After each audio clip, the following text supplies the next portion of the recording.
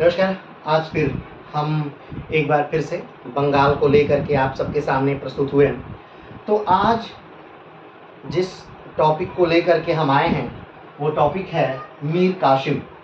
और आज का जो वीडियो है ये बंगाल का भाग 11 है। इससे पहले हम बंगाल पर भाग 10 तक 10 वीडियो अपलोड कर चुके हैं। आज हम लोग ये जानेंगे कि किस प्रकार से बंगाल में मीर कासिम बंगाल का नवाब बनता है और अपनी एड़ी चोटी का जोर लगाता है कि जो अंग्रेज हैं वो बंगाल से बाहर चले जाएं।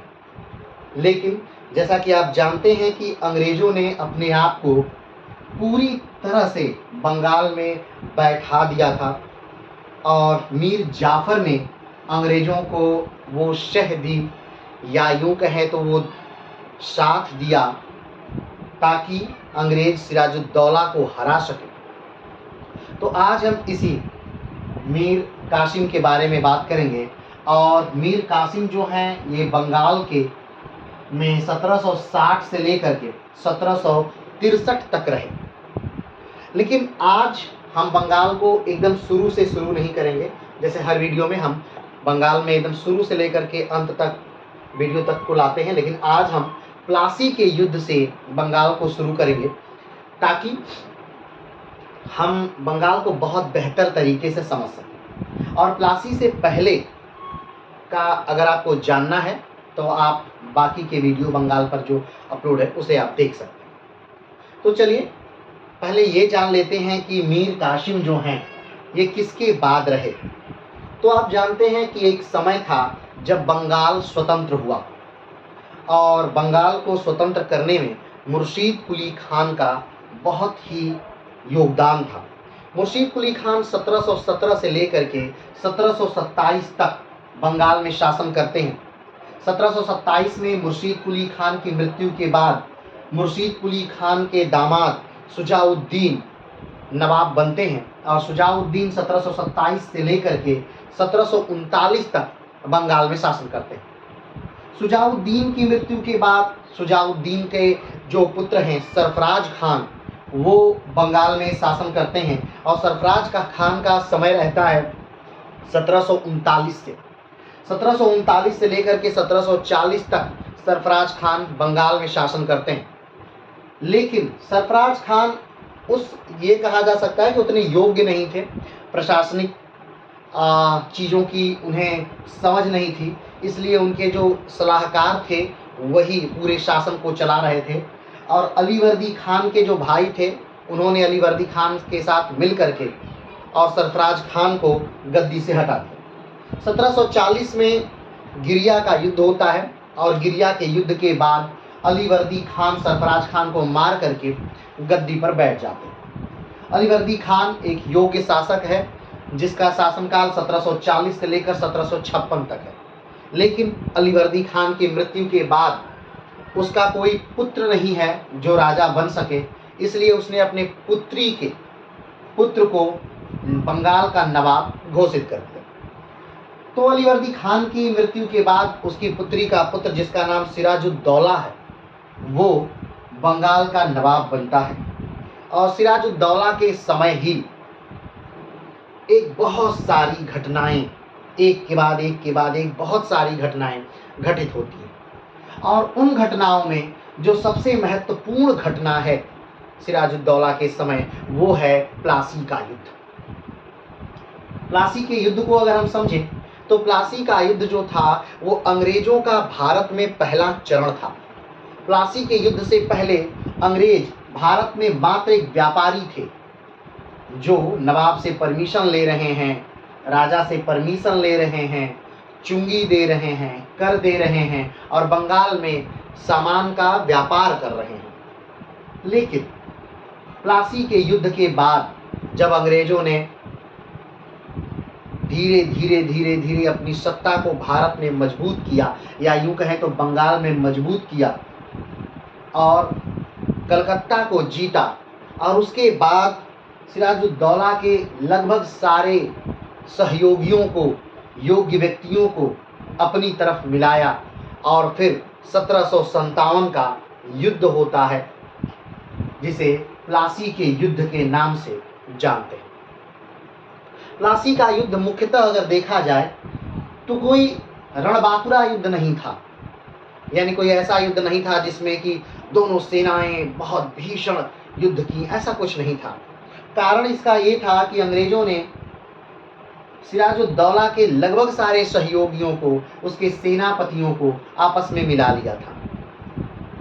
जो महत्वपूर्ण सेनापति थे वो अंग्रेजों के पक्ष में मिल गए थे, या यूं कहें तो जो मीर जाफर था वो अंग्रेजों के पक्ष में था। ठीक, और भी बहुत सारे लोग अंग्रेजों के पक्ष में हो चुके थे। कमेंट बॉक्स में बताइएगा, पिछले वीडियो में बताया जा चुका है कि कौन कौन लोग पक्ष में हो गए थे। बहुत पूरा किस्सा पहली बार पिछले वीडियो में बताया गया। तो सिराजुद्दौला जो अब एक असहाय है, यानी अकेला है, उसे अंग्रेजों ने बड़े आराम से प्लासी के युद्ध में हरा। प्लासी के युद्ध में जब सिराजुद्दौला हार गया तो वादे के मुताबिक जो राज्य था वो मीर जाफर को दे दिया गया। किसको दे दिया गया? मीर जाफर। मीर जाफर कौन है? तो मीर जाफर सिराजुद्दौला के सेनापति हैं, जिन्होंने अंग्रेजों से यह समझौता किया था कि अगर आप मुझे नवाब बनाने का वादा करें तो मैं सिराजुद्दौला को धोखा दूंगा। अंग्रेजों ने कहा ठीक है, सिराजुद्दौला को अगर हराने में आप मेरी मदद करेंगे तो हम सिराजुद्दौला के बाद आपको बंगाल का नवाब बना देंगे। ठीक, सिराजुद्दौला की हत्या कर दी जाती है। मीर जाफर के जो पुत्र हैं मीरन, उन्हीं के द्वारा मुर्शिदाबाद में सिराजुद्दौला की हत्या कर दी जाती है। जब प्लासी के युद्ध से भाग करके, अपनी पत्नी को लेकर के जब प्लासी के युद्ध से सिराजुद्दौला भागा था ऊंट पर बैठकर, तो जब वो पहुंचता है अपनी राजधानी मुर्शिदाबाद, तो मुर्शिदाबाद में मीर जाफर का पुत्र मीरन ने सिराजुद्दौला की हत्या कर दी। एक तरफ सिराजुद्दौला की हत्या यानी कि जो सत्ता है वो अंग्रेजों के पक्ष में चली गई। अंग्रेजों ने वादे के मुताबिक मीर जाफर को बंगाल का नवाब बना दिया। ये समय है 1757 का। 1757 में बंगाल का नवाब कौन बन गया? मीर जाफर। तो अब आपको ये समझना होगा कि अगर 1757 में बंगाल का नवाब मीर जाफर बन गया तो 1760 में आखिर ऐसी कौन सी दिक्कत हो गई कि मीर जाफर को हटा करके मीर कासिम को बंगाल का नवाब बनाना पड़ा? ऐसी कौन सी बात आ गई? तो आप जानते हैं कि मीर जाफर जो है वो मीर जाफर है वो मीर कासिम के ससुर हैं, या यूं कहें तो मीर कासिम जो हैं वो मीर जाफर के दामाद हैं। ऐसा नहीं है कि ये किसी अलग है पूरी तरह से, वो पूरी तरह से अलग है, ऐसा नहीं है। मीर जाफर नवाब बना दिए जाते हैं प्लासी के युद्ध के बाद 1757 में, मीर जाफर। तो ऐसी कौन सी दिक्कत आ गई आखिर में अंग्रेजों के पास कि अंग्रेजों ने मीर जाफर को भी पद से हटा दिया 1760 में, और 1760 में मीर जाफर के ही दामाद मीर कासिम को बंगाल का नवाब बना दिया गया। ऐसी क्या बात आ गई? तो बात पिछली कक्षा में वो भी हो चुकी है कि पिछली क्लासों में कि जो मीर जाफर हैं ये कहीं न कहीं इनको ये बात समझ में आ गई थी कि अंग्रेज बंगाल के लिए हितकर नहीं है, बंगाल के लिए सही नहीं है। तो आखिर क्या ऐसा अंग्रेजों ने किया कि जिससे मीर जाफर को ये लग गया कि अंग्रेज बंगाल के लिए सही नहीं है? जब तक प्लासी का युद्ध नहीं हुआ था, यानी प्लासी के युद्ध होने तक मीर जाफर को ये लगता था कि अंग्रेज एक व्यापारी हैं और वो व्यापार करना चाहते हैं बंगाल में बिना रोक टोक। तो चलिए, जब युद्ध होगा हम सिराजुद्दौला का विरोध करेंगे, सिराजुद्दौला के बाद जब शक्ति सत्ता मेरे पास आएगी, मैं नवाब बनूंगा, तो अंग्रेजों कुछ धन लेंगे, अंग्रेजों को कुछ धन दे दिया जाएगा और व्यापार की उनको अनुमति दे दी जाएगी, अंग्रेज खुश हो जाएंगे और उसके बाद मैं बंगाल का नवाब ये बातें मीर जाफर सोच रहे थे, लेकिन ये बातें पूरी तरह से विपरीत थी, क्योंकि अंग्रेजों की महत्वाकांक्षाएं बहुत बड़ी थी। वो मीर जाफर की सोच से भी बड़ी थी अंग्रेजों की महत्वाकांक्षाएं। मीर जाफर ने सिराजुद्दौला को धोखा तो दिया, लेकिन मीर जाफर ये कभी नहीं चाहता था कि जो राज्य है, जो बंगाल है, ये अंग्रेजों की दुधारू गाय बन जाए। और लेकिन हुआ यही, बंगाल पूरी तरह से अंग्रेजों के लिए एक दुधारू गाय बन गया। युद्ध के बाद आप जानते हैं कि पर्सनल क्लाइव को कई लाख रुपए दिए गए, सेना की रखरखाव में कई लाख रुपए दिए गए, और कंपनी को भी कई करोड़ रुपए दिए गए। प्लासी के युद्ध के बाद अब बात ये आती है कि इतना सब कुछ देने के बाद भी अंग्रेज संतुष्ट नहीं थे। ना अंग्रेज संतुष्ट थे, ना कंपनी। अब आप सोच रहे होंगे तो क्या अंग्रेज और कंपनी अलग अलग थी? नहीं, कंपनी के ही भाग थे अंग्रेज, लेकिन यहां पर अंग्रेज अपना पर्सनल हित भी चाहते थे। जैसे अगर जाफर ने कंपनी को दिए युद्ध के बाद 2.2 करोड़ रुपए, तो उसने क्लाइव को भी 3 लाख रुपए दिया, यानी जो भी कई लाख रुपए क्लाइव को भी दिया गया। तो अब यहां पर आपको समझने वाली बात है कि क्लाइव को यहां देने का क्या प्रश्न था। तो हर व्यक्ति जाफर के बाद, जाफर जब नवाब बन जाता है उसके बाद हर व्यक्ति एक लंबी जीभ निकाल करके जाफर से कुछ पाने की उम्मीद करता रहता है या करने लगता है। जब भी कंपनी को भी पहली बार भारत में कंपनी को जागीर दे दी गई, 24 परगना की जो जागीर थी वो कंपनी को दे दी गई कि ठीक है, आप यहाँ से जो भी चीज़ है आप यहाँ से प्राप्त कर सकते हैं, ले सकते हैं। लेकिन कंपनी संतुष्ट नहीं हुई और जाफर ने यह महसूस कर लिया कि ये कंपनी संतुष्ट होने वाली भी नहीं है। इसका कारण ये था कि कंपनी तो मात्र बंगाल में एक कठपुतली शासक चाहती थी। वो नहीं चाहती थी बंगाल में कोई योग्य व्यक्ति आए, अपना अपना शासन चलाए, अपने मन से कोई शासन हो, ऐसा नहीं चाहती थी। अब मीर जाफर को कई चीजों का सामना भी करना पड़ा। जैसे में उदाहरण के तौर पे, अब मीर जाफर एक तरफ तो अपना पूरा धन, पूरी शक्ति अंग्रेजों की तरफ लगाया हुआ था, अंग्रेजों को दे रहा है, और अंग्रेजों ने ये जिम्मेदारी नहीं ली है कि हम मीर जाफर के राज्य में उन्नति करेंगे, सड़कें बनवाएंगे या किसानों को कुछ राशि देंगे। ये सब जिम्मेदारी नहीं ली है अंग्रेजों ने, ये सारी जिम्मेदारी मीर जाफर की ही है। एक तरफ अंग्रेज असंतुष्ट हो रहे हैं, दूसरी तरफ जमींदार जागीरदार असंतुष्ट हो रहे हैं, और तीसरी तरफ जनता असंतुष्ट हो रही है क्योंकि वास्तविक स्तर पर कोई कार्य नहीं हो रहा है। अब देखिए, बंगाल में वास्तविक स्तर पर कोई कार्य नहीं हो रहा है, लेकिन बंगाल का ढेर सारा जो धन है वो कहीं ना कहीं अंग्रेजों की तरफ जा रहा है, अंग्रेज उसे ले रहे हैं। बंगाल कार्य ना करके आर्थिक रूप से मजबूत नहीं हो रहा है। अब सोचिए, हर जगह के जागीरदारों ने विद्रोह कर दिया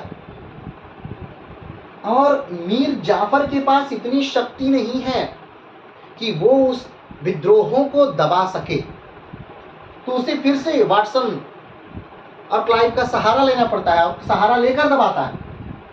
तो इस बात से ये भी पूरी तरह बात पता चलती है कि नहीं, उसके लोगों पर, अपने लोगों पर उसका नियंत्रण नहीं है, वास्तविक नियंत्रण नहीं बचा है। तो एक तरफ जनता असंतुष्ट है, दूसरी तरफ जागीरदार असंतुष्ट हैं, और तीसरी तरफ जो यूरोपीय शक्तियां हैं यानी जो अंग्रेज हैं वो असंतुष्ट हैं। अंग्रेजों का ज्यादा धन चाहिए, जागीरदारों को उनकी इच्छाओं की पूर्ति चाहिए, और जो किसान हैं, जो जनता है, उसको राष्ट्र की, देश की उन्नति चाहिए, यानी उनको भी कुछ चाहिए। तो आप कर ले रहे हैं, लेकिन उस कर के बदले आप कुछ नहीं दे रहे हैं। कोई भी राज्य की जनता अपने राजा को कर किस बात का देती है? कई बातें, एक, समाज को व्यवस्थित चलाने के लिए, ठीक, वो जिस समाज में है उस समाज को व्यवस्थित चलाने के लिए, और उस समाज की रक्षा के लिए, और उस समाज की उन्नति के लिए, इन सारी बातों के लिए कोई जनता अपने राज्य के राजा को कर देती है। लेकिन यहाँ जो जाफर हैं, इनके हाथ में तो कुछ भी नहीं है, ताकत इनके हाथ में नहीं है। तो जब ये जनता को ये चीजें नहीं दे पाएंगे तो जनता विद्रोह करेगी, जागीरदार विद्रोह करेंगे। और ऊपर से दूसरी तरफ अंग्रेजों को बस एक चीज चाहिए था, धन। और हर बार कोई ना कोई एक व्यक्ति आ जाता और उसे धन चाहिए। अब इन चीजों से जाफर, सोचिए 1757 में प्लासी के युद्ध के बाद जाफर नवाब बनते हैं और 1760 तक जाफर ऊब जाते हैं इन चीजों से। मात्र 3 सालों में, 3 साल से कुछ कम ही में समय में जाफर पूरी तरह से ऊब जाते हैं।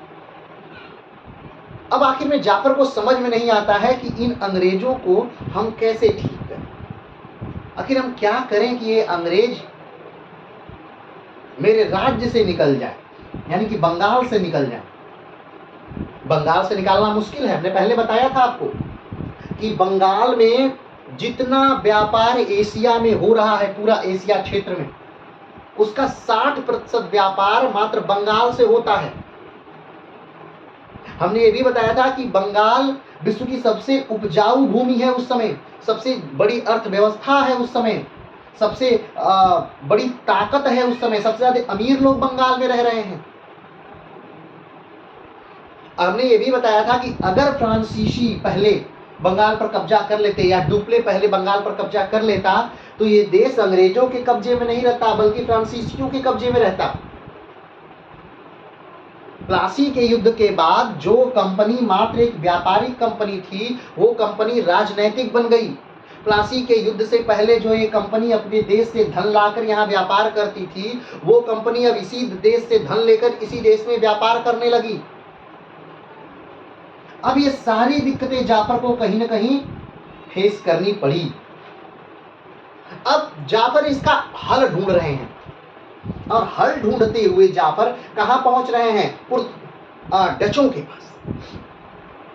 कहां पहुंच रहे हैं? तो जाफर हल ढूंढते हुए कहां पहुंच रहे हैं? डचों के पास पहुंच रहे हैं। ठीक, अब चलिए डचों के पास पहुंच गए और डचों ने कहा भी कि ठीक है, हम आपकी सहायता करेंगे, और डच सहायता करते भी हैं। और डचों से एक भीषण युद्ध होता भी है, अंग्रेजों का डचों से एक भीषण युद्ध होता भी है। अब बताइएगा उस युद्ध का नाम क्या था और युद्ध कब हुआ था, क्योंकि पिछले वीडियो में बस इसी युद्ध के पर ही पूरी तरह से हम कॉन्सेंट्रेट थे। और उस युद्ध में अंग्रेजों ने डचों को बुरी तरह हरा दिया और वो आखिरी युद्ध था डचों का। और उस युद्ध के बाद डच पूरी तरह से हिंदुस्तान को छोड़ करके चले गए दक्षिण एशियाई दूसरे देशों में और कपड़े का क्या व्यापार करने लगे। इससे पहले अगर भारत में देखा जाए तो डचों का पूरा नियंत्रण था भारत में। भारत में कहा जा सकता है कि 80% मसालों पर डचों का एकाधिकार था। लेकिन उस युद्ध ने, युद्ध का नाम जरूर से बताइएगा कमेंट बॉक्स में, उस युद्ध ने डचों के पूरी चीजों को क्या कर दिया? बदल दिया। और डच भारत से हमेशा हमेशा के लिए चले गए और कपड़े का व्यापार डच करने लगे। चलिए क्लियर हो? अब जब अंग्रेजों ने देखा कि भाई ये मीर जाफर जो है ये तो हमें ही निकालना चाह रहा है, इस मीर जाफर को, सिराजुद्दौला को हराने के बाद इस मीर जाफर को हमने यानी अंग्रेजों ने ही गद्दी पर बैठाया है या बंगाल का नवाब बनाया है। और ये मीर जाफर उसी अंग्रेजों को निकालना चाहता है जो उसे नवाब बनाया है। तो कहीं ना कहीं अंग्रेजों को बहुत बुरा लगा। ठीक, अब ध्यान दीजिएगा, ये 1760 का समय है। तो 1760 में क्लाइव जो है वो वापस चला गया है। ठीक, क्लाइव, रॉबर्ट क्लाइव जो है वो वापस चला गया है। और क्लाइव के जगह कार्यवाहक जो गवर्नर है वो कौन है? हॉलवेल। हॉलवेल नाम याद होगा आपको, हॉलवेल। ब्लैक होल की घटना का जो व्यक्ति था जिसने ब्लैक होल की घटना को पूरे विश्व में फैलाया, जिसने उस पर किताब लिखी, इसकी किताब का नाम भी बताइएगा कमेंट बॉक्स में। तो वो हॉलवेल, अब देखिए वो हॉलवेल एक मामूली सा सिपाही था उस समय जब ब्लैक होल की घटना हो रही थी, 1756 की बात है। और आज हॉलवेल जो है वो कार्यवाहक गवर्नर के तौर पर कार्य कर रहा है। तो कार्यवाहक गवर्नर है हॉलवेल, तो अब नियंत्रण हॉलवेल के हाथ में है। तो हॉलवेल चाहता है कि मीर जाफर को हटा दिया जाए। तो मीर जाफर को हटाने के लिए कोई कारण तो देना पड़ेगा। चलिए, और मीर जाफर ने वो भी कारण भी क्या कर लिए, तो सोच लिए। क्योंकि उस समय के जो विद्रोही जागीरदार थे वो एक कारण के तौर पर निकल करके सामने आए, क्योंकि प्रजा संतुष्ट नहीं है मीर जाफर से, स्वाभाविक बात है। कैसे प्रजा संतुष्ट हो सकती है जब मीर जाफर का पूरा धन अंग्रेजों की सेवा में जा रहा है? तो प्रजा कोई कैसे संतुष्ट हो सकती है? तो पूरा धन मीर जाफर का अंग्रेजों की सेवा में जा रहा है, और अंग्रेज भी अब नहीं चाह रहे हैं, उस युद्ध के बाद, डचों से युद्ध के बाद अंग्रेज भी नहीं चाह रहे हैं कि ये मीर जाफर नवाब रहे बंगाल का। क्यों? क्योंकि अंग्रेजों को ये पता चल गया कि ये मीर जाफर अब हमारे किसी काम का नहीं। मीर जाफर को क्यों नवाब बनाने का वादा किया गया था? मात्र एक कारण था कि मीर जाफर को नवाब बनाने का वादा किया गया था, वो ये था कि सिराजुद्दौला को नवाब के पद से हटाना था। और सिराजुद्दौला को नवाब के पद से हटाने के लिए सिराजुद्दौला का जो सेनापति था उसे अपने पक्ष में लाना अति आवश्यक था। जब तक सिराजुद्दौला का सेनापति उनके पक्ष में नहीं आता तब तक अंग्रेजों का जीतना मुश्किल था। तो वो तो कार्य हो चुका था, प्लासी का युद्ध तो समाप्त हो चुका था। मीर जाफर अब कहीं न कहीं अपनी योग्यता दिखा रहा था। वो डचों से सहायता लेकर के अंग्रेजों को बंगाल से बाहर करना चाहता था, और अंग्रेजों ने डचों को ही बंगाल से या भारत से बाहर कर दिया हमेशा हमेशा के लिए। तो अब अंग्रेज मीर जाफर को भी हटाना चाह रहे हैं। तो मीर जाफर ने एक समझौता किया। अभी बस एक हम कहानी बताई जा रही है, ठीक है? पहले उस कहानी को समझते हैं, फिर लाइन बाय लाइन उस कहानी को पूरी तरह से हम नोट कर लेंगे, ठीक?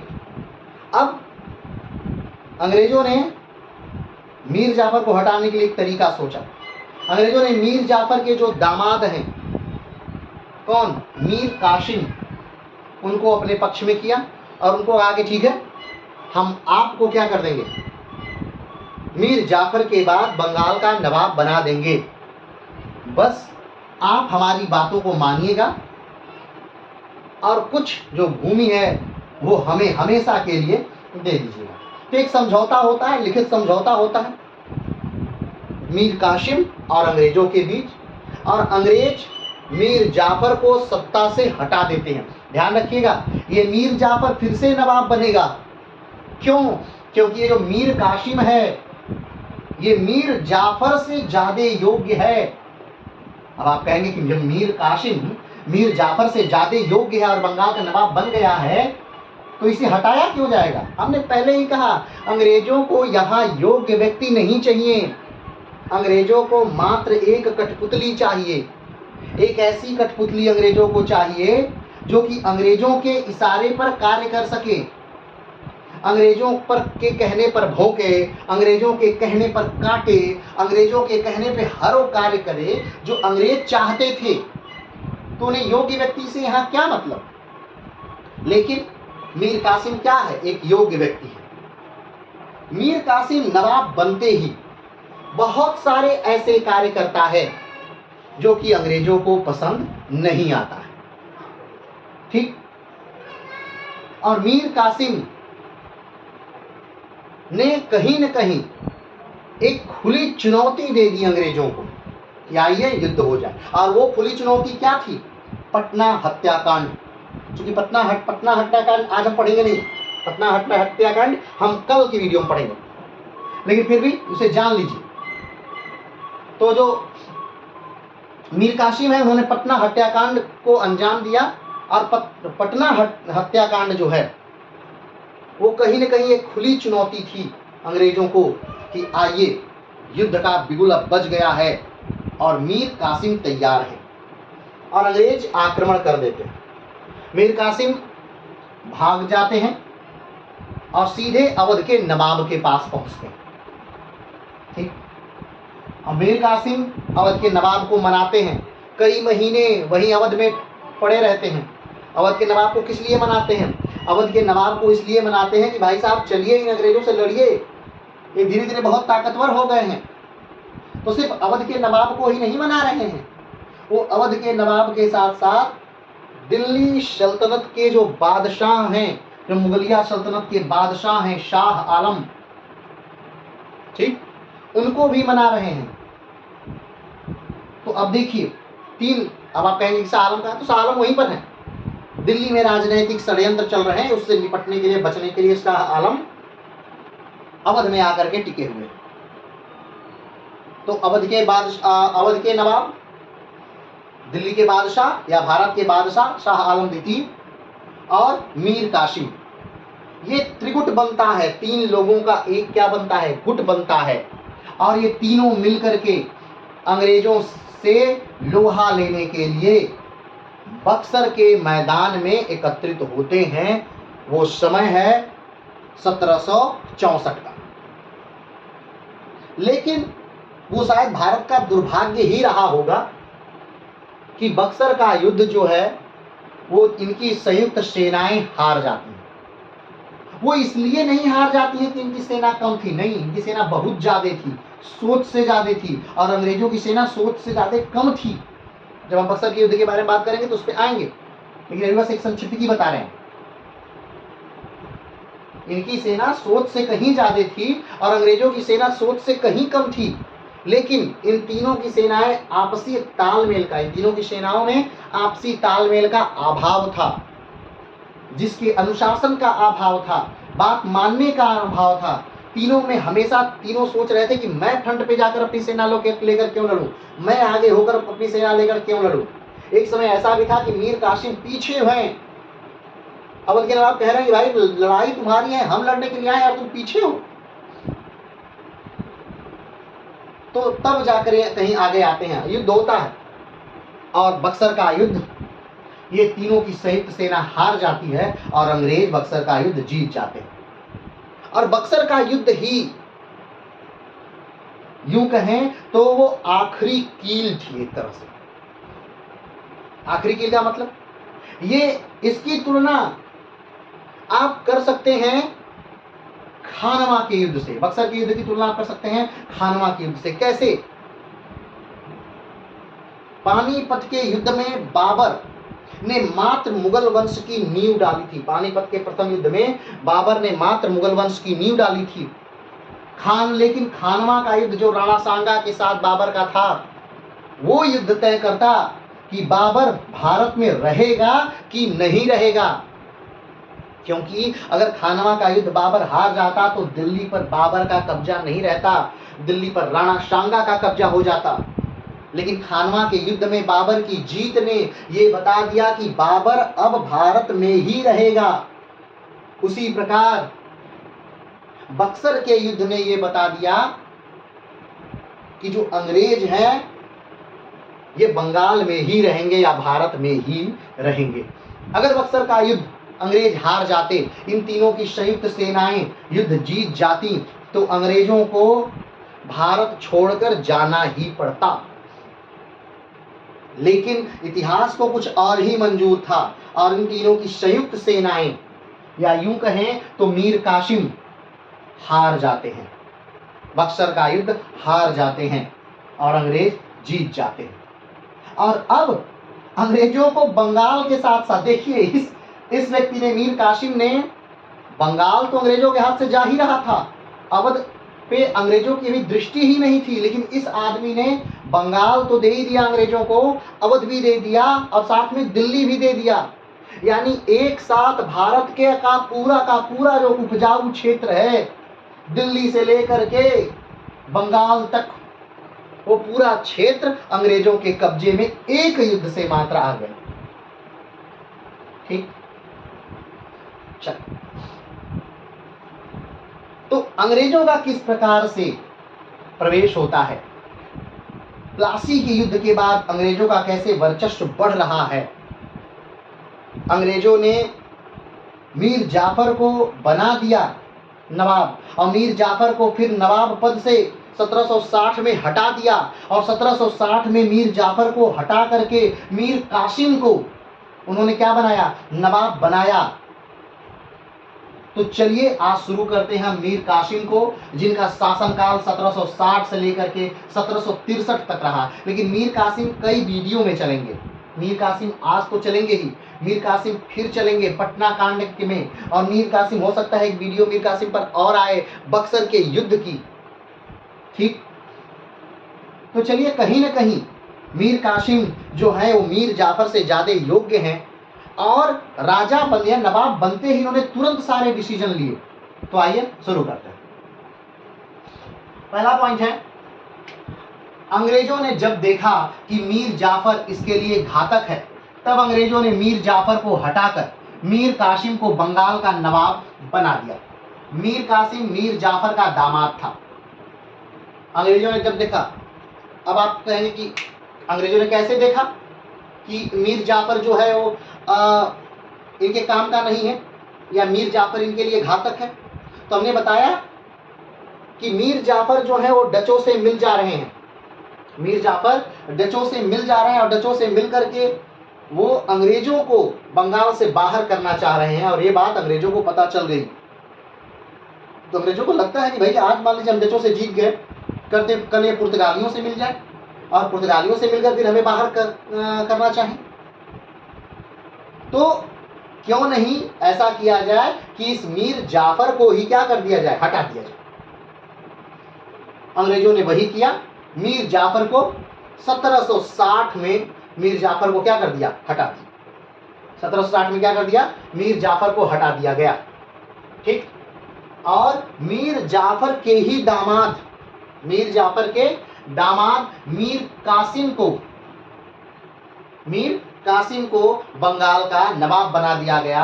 यानी 1760 में मीर जाफर को हटाया जा रहा है, और 1760 में मीर जाफर के दामाद मीर कासिम को बंगाल का नवाब बना दिया जा रहा है। चलिए पहला पॉइंट समाप्त हो। दूसरा पॉइंट बात करें, जिस उद्देश्य से अंग्रेजों ने मीर कासिम को नवाब बनाया, अंग्रेजों का वह उद्देश्य भी पूरा ना हो सका, क्योंकि मीर कासिम मीर जाफर से अधिक योग्य था। और हमने पहले ही कहा कि जो मीर कासिम है ये मीर जाफर से अधिक योग्य था। अंग्रेजों को ऐसा कोई व्यक्ति नहीं चाहिए जो बंगाल की अर्थव्यवस्था के बारे में सोचे। अंग्रेजों को ऐसा कोई व्यक्ति नहीं चाहिए जो बंगाल के लोगों के बारे में सोचे। अंग्रेजों को ऐसा कोई व्यक्ति नहीं चाहिए जो बंगाल के विकास के बारे में सोचे। अंग्रेजों को सिर्फ एक अपने हाथों से नियंत्रित होने वाली कठपुतली चाहिए, कि एक बार अंग्रेज अधिकारी आए और वो कह दें कि भाई साहब इतने पैसे की जरूरत है, और नवाब उनके चरणों में बिछा दे उतना पैसा। तो अंग्रेजों को ऐसा व्यक्ति चाहिए था। और जब तक मीर जाफर ऐसा करता रहा तब तक वो बंगाल का नवाब रहा, और जिस दिन मीर जाफर ने ऐसा करना छोड़ दिया वो बंगाल के नवाब के पद से हटा दिया गया। लेकिन ये बातें मीर कासिम पहले से जानता है, वो अंग्रेजों के चरित्र से पहले से वाकिफ है, क्योंकि उसने देख लिया है कि सिराजुद्दौला का क्या हुआ, मीर जाफर का क्या हुआ। तो वो कहीं न कहीं इनके अंग्रेजों के नाक में नकेल कसना चाहता है। कौन? मीर कासिम। ठीक है, आगे बढ़ते हैं। योग्य था, वे यही मीर कासिम है जिसके समय में बक्सर का युद्ध होगा। ध्यान रखिएगा, इसी मीर कासिम के समय में बक्सर का युद्ध होगा, और बक्सर का युद्ध ही तय करेगा कि अंग्रेज भारत में रहेंगे या भारत से जाएंगे। चलिए अगला पॉइंट है, मीर कासिम नवाब बनते ही पहला कार्य करता है कि राजधानी बदल देता है। याद करिए, कौन बंगाल का ऐसा व्यक्ति था जिसने राजधानी बदली थी? तो आपको नाम याद आएगा, कौन है? मुर्शीद कुली खान। कौन है? मुर्शीद कुली खान। मुर्शीद कुली खान ने बंगाल की राजधानी क्या कर दी थी? बदल दी थी। और मुर्शीद कुली खान ने बंगाल की राजधानी बदलकर कहाँ कर दी? तो मुर्शीद कुली खान ने बंगाल की राजधानी बदलकर मुर्शिदाबाद कर दी। मुर्शीद कुली खान के समय बंगाल की राजधानी ढाका थी, लेकिन जब मुर्शीद कुली खान नवाब बने बंगाल के तो उन्होंने उन्होंने राजधानी बंगाल की ढाका से बदल करके मुर्शिदाबाद कर दी। क्यों? ताकि उस षड्यंत्रों से बच सके, वो राज्य में जो अनैतिक लोग हैं उनकी चालों से क्या कर सके, बच सके। इसलिए मुर्शीद कुली खान ने राजधानी क्या कर दी, बदल दी। और वही बात कौन कर रहा है? मीर कासिम कर रहे हैं। कौन कर रहे हैं? मीर कासिम वही कार्य कर रहे हैं। इन्होंने भी क्या कर दिया, राजधानी बदल दी। राजधानी क्यों बदली गई? क्योंकि जो मुर्शिदाबाद है वहां पर अंग्रेजों का एक तरह से कब्जा है। अब छोटी से छोटी बात भी अंग्रेजों के कानों में चली जा रही है, गुप्त से गुप्त बात भी अंग्रेजों के कानों में चली जा रही है। अंग्रेज जब हो रहा है मुंह उठाकर कुछ मांगने आ जा रहे हैं, कुछ लेने आ जा रहे हैं, तो उनसे बचने के लिए, अपने आप को सुरक्षित करने के लिए, किलेबंदी करने के लिए, अपने सेना बनाने के लिए, अपने आप को मजबूत करने के लिए जो मीर कासिम हैं उन्होंने मुर्शिदाबाद से राजधानी क्या कर दी, बदल दी। आप जानते हैं कि बंगाल की राजधानी पहले राजमहल थी, राजमहल से फिर ढाका हुई, ढाका से फिर मुर्शिदाबाद हुई, और मुर्शिदाबाद से अब मुंगेर हो गई। और मुंगेर की राजधानी किसने की? मीर कासिम ने की। मुंगेर राजधानी किसने की? मीर कासिम ने। चलिए, तो मीर कासिम नवाब बनते ही पहला कार्य करता है कि राजधानी बदल देता है। मुर्शिदाबाद से बंगाल की राजधानी बदलकर मीर कासिम ने मुंगेर कर दिया। मुंगेर यानी अंग्रेजों की पहुंच से एकदम दूर, बिहार का एक तरह से आखिरी छोर मुंगेर, वहां राजधानी कर दी गई। आगे बात करते हैं। अगला कार्य मीर कासिम ने यह किया कि यूरोपीय पद्धति पर सेना का प्रशिक्षण शुरू कर दिया।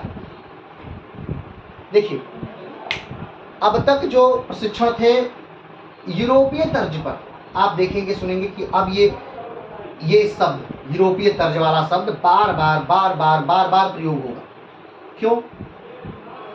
आखिर क्या खास था यूरोपीय तर्ज में, यूरोपीय सेनाओं में?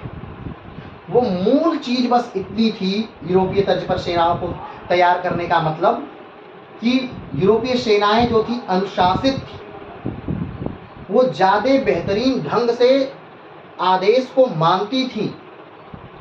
एक लीडर बड़ी से बड़ी सेना को लीड कर सकता था, उनका नेतृत्व कर सकता था, लेकिन ऐसा नवाबी सेना में नहीं था, भारतीय राजाओं की सेना में ऐसा नहीं था, इतना अनुशासन नहीं था। समझ रहे हैं? तो इसलिए ज्यादा से ज्यादा लोग जो राजा बने, अब आएंगे धीरे धीरे, वो सब लोग आधुनिक पद्धति पर या यूरोपीय पद्धति पर अपनी सेनाओं को क्या करना चाहेंगे, तैयार कर रहे हैं। तो मीर कासिम ने भी देखा कि भाई इस समय जरूरत है आधुनिक सेना पद्धति की, क्या है, जरूरत है। तो मीर कासिम ने जो सेना है उनको आधुनिक मॉडल पर तैयार करना शुरू कर दिया। ठीक, जिसके लिए उसने शमरू नामक फ्रांसीसी को नियुक्त किया। किसको नियुक्त किया गया? अब यूरोपीय पद्धति पर सेनाओं को अगर प्रशिक्षण दिया जा रहा है तो स्वाभाविक बात है ये प्रशिक्षण भी कोई यूरोपीय ही देगा। तो उसने एक फ्रांस के व्यक्ति को नियुक्त किया जिसका नाम शमरू था। वैसे तो कई लोग नियुक्त हुए, लेकिन एक मुख्य व्यक्ति जो लीड था, जो मुख्य रोल में था, वो कौन था? तो शमरू है। उनका नाम है शमरू, और शमरू कहाँ के हैं? फ्रांस में है। बाद में एक नाम और सुनने को मिलेगा आपको, बेगम शमरू। तो बेगम शमरू कौन है? जो जिससे ये शमरू विवाह करेंगे, आगे आएगी बात उनकी भी, जिससे ये शमरू विवाह करेंगे वो बाद में चल के बेगम शमरू बनेंगी, और वो बहुत शक्तिशाली महिला है। ठीक है, चलिए आगे बढ़ते हैं। तो मीर कासिम ने पहला कार्य क्या किया? मीर कासिम ने अंग्रेजों से बचने के लिए पहला कार्य किया कि अपनी राजधानी जो है वो मुर्शिदाबाद से उठाकर मुंगेर कर दी, ताकि अंग्रेजों की पहुंच से थोड़ा दूर हो जाए। दूसरा कार्य क्या किया? यूरोपीय पद्धति पर अपने सैनिकों का प्रशिक्षण शुरू किया। तीसरा कार्य क्या किया? यूरोपीय पद्धति पर अपने सैनिकों का प्रशिक्षण यूरोपीय लोगों द्वारा प्रारंभ कराया, शमरू द्वारा, फ्रांसीसी शमरू द्वारा। चलिए आगे बढ़ते हैं। मीर कासिम स्वयं को या बंगाल को मजबूत करने के लिए जमींदारों पर बकाए राशि को वसूलना प्रारंभ कर दिया। जितना भी अभी तक जागीरदारों पर राशि क्या थी, बकाया थी, उसे क्या करना प्रारंभ कर दिया, वसूलना प्रारंभ कर दिया। पूरे बंगाल में बहुत सारे जो जागीरदार हैं उन पर क्या है, धन बाकी है, उन्होंने पिछला भी हिसाब पूरा नहीं किया है। उन्होंने बंगाल को ताकतवर बना। अब कोई भी अगर अपनी सेना का पूरी तरह से मॉडल बदलना चाह रहा है तो उसे क्या चाहिए, धन चाहिए, ताकि वो अच्छी बंदूकें ले सके, अच्छी तोपें ले सके, सेना को अच्छे ढंग से प्रशिक्षित कर सके। अब अच्छे ढंग से सेना को प्रशिक्षित करने के लिए ज़्यादा लोग चाहिए, ज़्यादा यूरोपीय चाहिए। कोई यूरोपीय आपकी सेना को क्यों प्रशिक्षित करेगा, क्योंकि उसे अच्छा खासा धन मिलेगा, तब तो यूरोप से आकर के आपकी सेना को प्रशिक्षण देगा। तो इन सारी चीज़ों के लिए क्या चाहिए, धन चाहिए। तो धन कहाँ से आएगा? तो जितने भी लोग, जितने भी जागीरदार अभी तक जिनका धन बाकी था, जिन्होंने अपनी पुरानी राशि का भुगतान नहीं किया था, उन सब से बहुत सख्ती के साथ पुराना धन मांगा गया और लिया गया, सबने दिया भी। ठीक है। तो मीर कासिम ने स्वयं को बंगाल या बंगाल को मजबूत करने के लिए जमींदारों पर बकाए सभी राशि को वसूलना प्रारंभ कर दिया। इस राशि को खिजरी जमा कहते हैं। जो बकाई राशि है जागीरदारों पर, जमींदारों पर, जब उसे वसूलते हैं तो उसे खिजरी जमा के नाम से जाना जाता है। क्लियर है? आगे मीर कासिम ने चुंगी की भी वृद्धि कर दी। चुंगी की वृद्धि कर दी मतलब जो यूरोपीय देते थे या जो भारतीय चुंगी देते थे अपने माल का व्यापार करने के लिए। अभी इस चीज को, जो अभी हम चीजें बता रहे हैं, इसको हम विस्तृत तौर पे नीचे समझेंगे, फिर से समझेंगे। अभी बस हम एक संक्षिप्त की जान रहे हैं, अभी हम फिर इसे विस्तार से समझेंगे। तो जो चुंगी कौन दे रहा था? अंग्रेज दे रहे थे भारत में व्यापार करने के लिए, यूरोपीय दे रहे, फ्रांसीसी दे रहे थे, पुर्तगाली दे रहे थे, भारतीय व्यापारी दे रहे थे। उस चुंगी को क्या कर दिया? उस चुंगी की राशि को बढ़ा दिया। पहले 2 रुपया लिया जा रहा था, तो 3 रुपया लिया जाएगा। ठीक है, वृद्धि कर दी। इस चुंगी का अंग्रेजों ने विरोध किया। इससे कासिम ने सबकी चुंगी माफ कर दी। अंग्रेजों ने कहा कि भाई नहीं, ये चुंगी आप बढ़ा रहे हैं, सही नहीं है, हम नहीं देंगे चुंगी। तो कासिम ने कहा ठीक है, आप मत दीजिए चुंगी, कोई बात नहीं, और किसी को चुंगी देने की जरूरत नहीं है। अब आप कहेंगे कि किसी को चुंगी देने की जरूरत नहीं है, तो इससे तो बंगाल की अर्थव्यवस्था खत्म हो जाएगी। हाँ, सही बात है, बंगाल की अर्थव्यवस्था कमजोर होगी, लेकिन साथ साथ अंग्रेज भी कमजोर होंगे। कैसे, इसे आगे समझेंगे। चलिए आगे बढ़ते हैं। सबकी चुंगी माफ होने पर भारतीय व्यापारी और अंग्रेज व्यापारी बराबर हो गए। इसमें अंग्रेजों को बहुत बुरा लगा और उन्होंने अपने अधिकारों का हनन माना। ठीक है। अब अभी तक क्या हो रहा था? अभी तक हो ये रहा था कि अंग्रेज भारत में बिना चुंगी दिए व्यापार कर रहे थे और उनको परमिट जारी करने का अधिकार भी था। ठीक, कि वो किसी चीज के लिए परमिट जारी कर दें तो उस चीज पर भी कर नहीं लगेगा, उस चीज पर भी चुंगी नहीं लगेगी। तो जो अंग्रेज हैं वो भारतीय व्यापारियों के लिए भी परमिट जारी कर दे रहे हैं या किसी दूसरे यूरोपीय व्यापारियों के लिए भी परमिट जारी कर दे रहे हैं, और उनसे परमिट जारी करने के बदले वो घूस ले रहे हैं। जैसे इसे इस प्रकार समझिए, मान लीजिए 2 लोग हैं और एक को सरकार को कर नहीं देना है। ठीक, वो बस एक लेटर जारी कर देगा, उस पर उसका सामान बाहर रह जाएगा, उसे कर नहीं देना है, लेकिन दूसरे को देना है। अब दूसरा सरकार को 10 रुपए दे करके अपने सामान को पास कराएगा, चुंगी दे करके या कर दे करके अपने सामान को पास कराएगा 10 रुपए दे करके। लेकिन बगल में खड़ा आदमी जो ये कह रहा है, जो जिसको कर नहीं देना है सरकार को, वो उस आदमी से कह रहा है कि भाई साहब, तुम सरकार को 10 रुपए दे करके अपना सामान का व्यापार कर रहे हो, तुम हमें बस 5 रुपए दो, हम एक परमिट जारी कर देंगे कि ये सामान मेरा है और फिर ला करके तुम्हें दे देंगे, तुम अपना व्यापार करना। तो अब सोचिए, इसको तो फायदा हुआ, इस आदमी को यानी अंग्रेजों को तो फायदा हुआ वो 5 रुपया लेकर के, लेकिन बंगाल को घाटा हुआ। तो एक तरह से बंगाल क्या हो रहा था, कमजोर हो रहा था और अंग्रेज मजबूत हो रहे थे। तो ये बात ऐसा तो है नहीं कि मीर कासिम को पता नहीं थी, मीर कासिम को भी पता थी, वो जानता था कि अंग्रेज मजबूत हो रहे हैं। कर नहीं दे रहे हैं तो ठीक है, चलिए, अगर सिर्फ कर नहीं देते तो बात चल जाती, लेकिन ये और पैसा बना रहे हैं, दूसरों का सामान कर मुक्त करा करके उनसे पैसा ले करके ये दो तरफा सरकार का घाटा कर रहे हैं। एक तो अपने मजबूत हो रहे हैं और दूसरा सरकार का जो धन है वो खत्म कर रहे हैं, वो नहीं मिल रहा है। ठीक, तो इसने क्या कि कहा कि सारे लोगों का, सारे व्यापारियों का जो कर है वो क्या हो जाए, माफ हो जाए।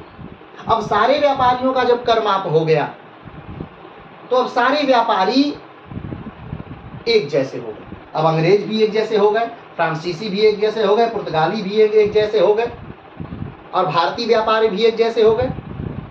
अब सारे व्यापारियों का कंपटीशन हो गया। अब चीजों को अच्छे बुरे सस्ते महंगे दामों पर बेचा जा सकता है।